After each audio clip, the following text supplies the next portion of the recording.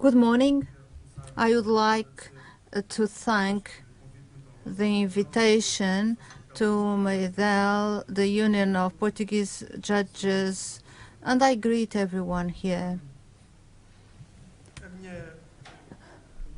My position about this issue has common points with what Paulo Rangel has said and some disagreements regarding those who think differently about these themes.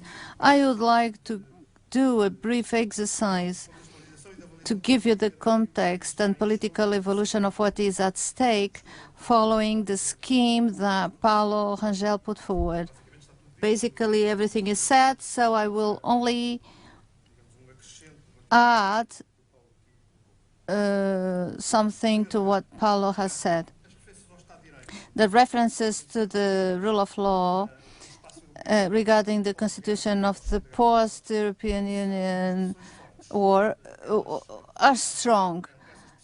The expression included the Statute of the Council of Europe. It's important to refer to the Statute of the Council of Europe when people say that the rule of law includes a common heritage of values or principles, spiritual and moral values that connect the people of Europe. This affirmation is a very strong affirmation regarding its political and history context. And the inclusion of the rule of law in the Treaty of the European Union of 1932 is already a late inclusion. In addition to being late, has to do with the time that we lived post-Cold War, addition of a number of states before belonging to the Soviet Union that decided reorient their political identities to the space of the Western Europe, namely the Council of Europe, the European Union, and the NATO. It is important to understand that in these two moments, the reference to the rule of law had a strong function.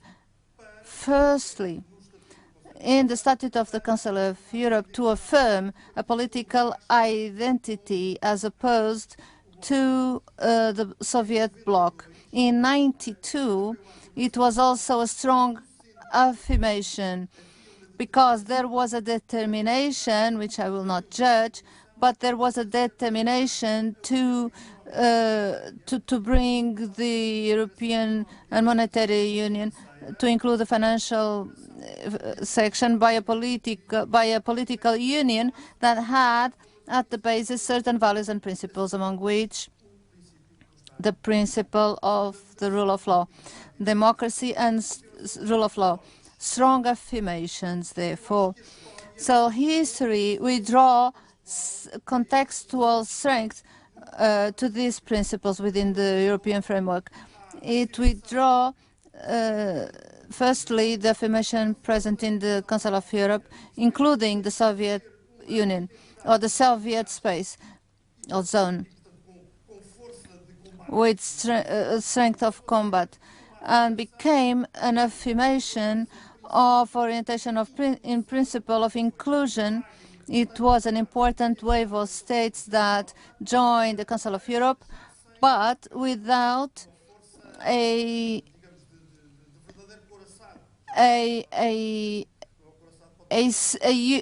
Soviet strength, a strength of affirmation. Straightforward affirmation. In the case of the European Union, the inclusion in the Treaty of 1992, I believe that it's important to underline that admission, in other words, the movement of the extension to the East and Central Europe that was taking place at that time in the European Union was clearly a geopolitical enterprise and geoeconomic nature. The conquest of a market, essentially, from the side of the applicant countries, the attempt to have a guarantee for freedom of market, the principle of the state of law, rule of law in 50 and 52 to identify the European political zone had an initial strength that was lost or decreased with the context circumstances. Just a detail, the Copenhagen criteria dated 93, when new states adhered to the European Union, were affirmed, were enforced.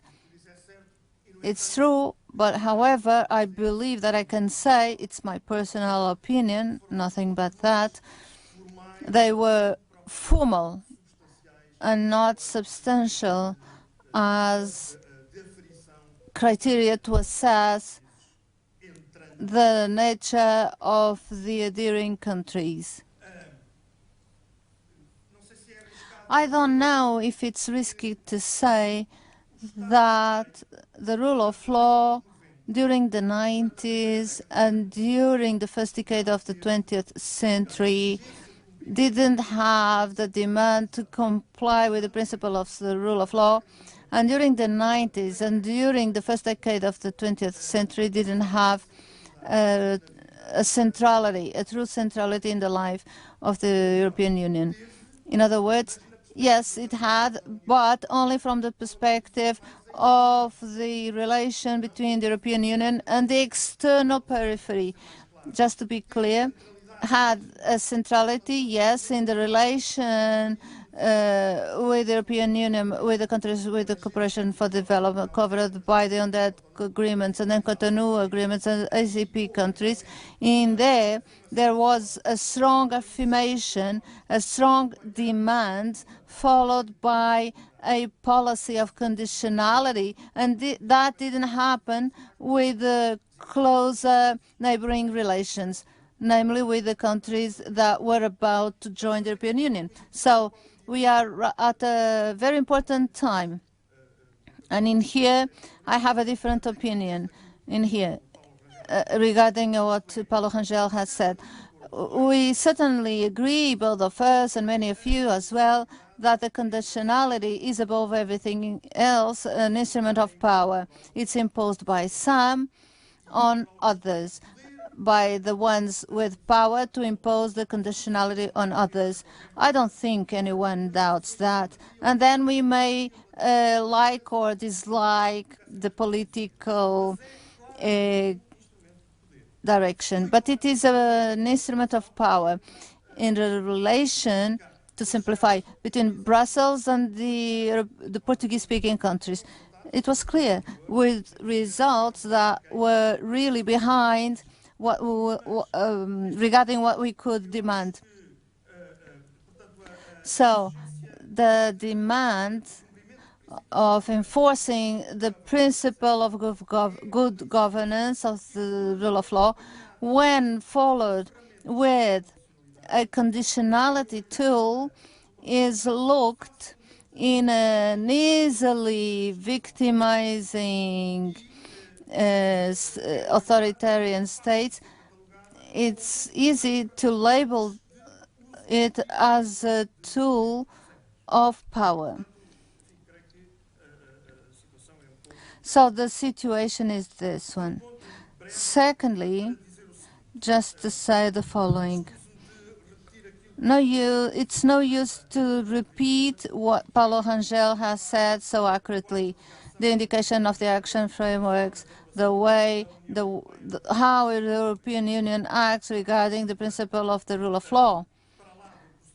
Beyond the procedure of Article 7 in its two variant scopes, variation of sanction, we demand, he's right about this, in addition to the creation, more recent creation or acceptance of the application of practices of conditionality, namely within the scope of the Next Generation EU, with the application to the recovery plans, or also regarding the financial pluriannual frameworks, I would like to underline, because I think there are several sensitivities regarding what Paulo Rangel has said, to tell you and to underline here the framework created by the European Commission of a sort of annual cycle of assessment of the practices and rules of law in the 27 member countries.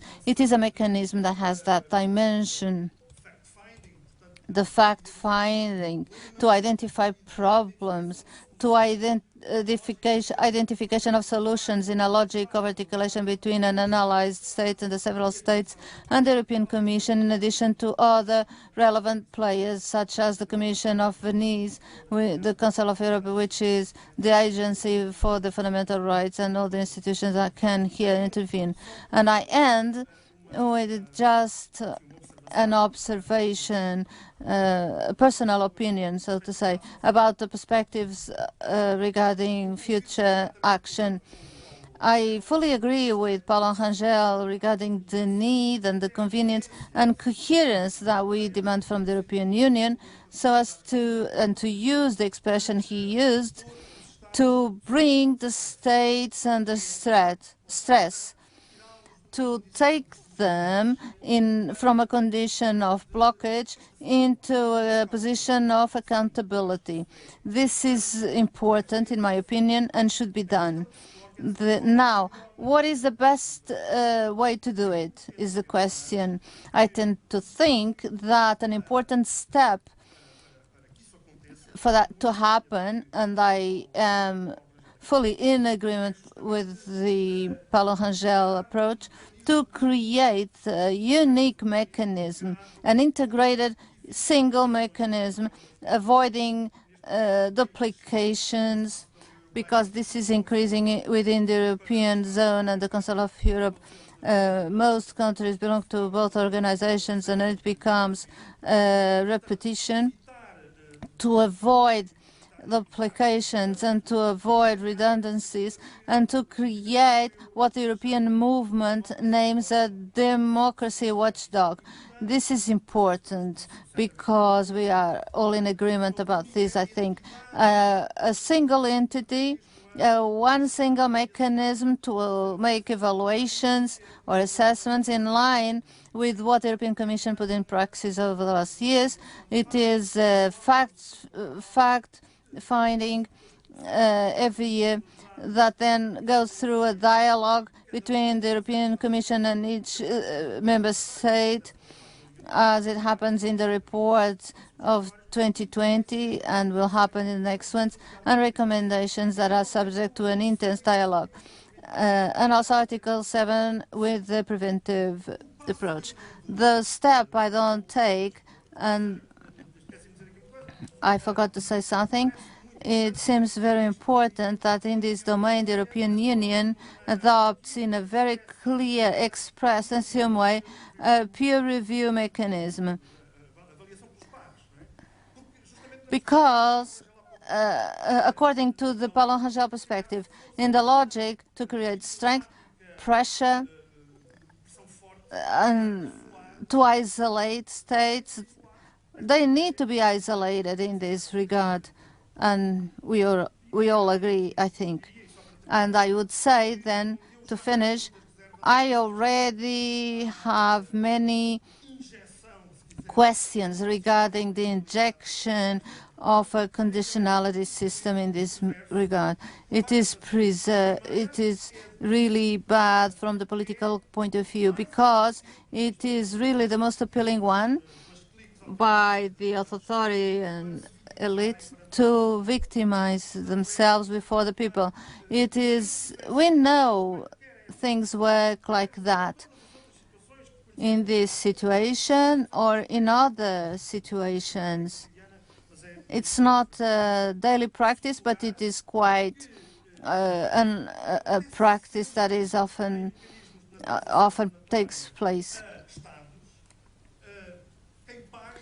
who pays are exactly the same people who are victims of the authoritarian practices on people, and there is a double penalty system. People are penalized by authoritarian practices and then penalized again by the impact that the sanctions create to apply the authoritarian powers. And finally, for one last reason, I believe that we agree with Paulo Rangel when he says, don't come up with unanimous approach. And however, it's true, it's certain that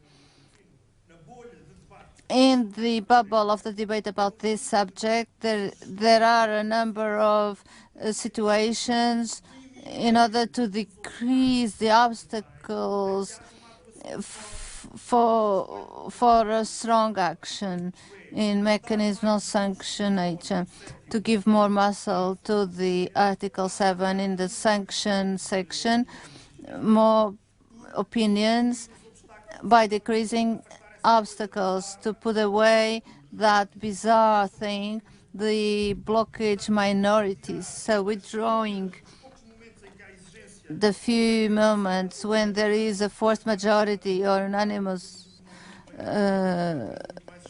approach to get a speedy measure. I really fear this because in some cases may be applied naively to a situation of clear violation or breach of fundamental rights and basic principles of the rule of law in certain issues or in certain matters, and then we don't know when it ends. We should be careful about this. We should be careful to support democracy. Thank you.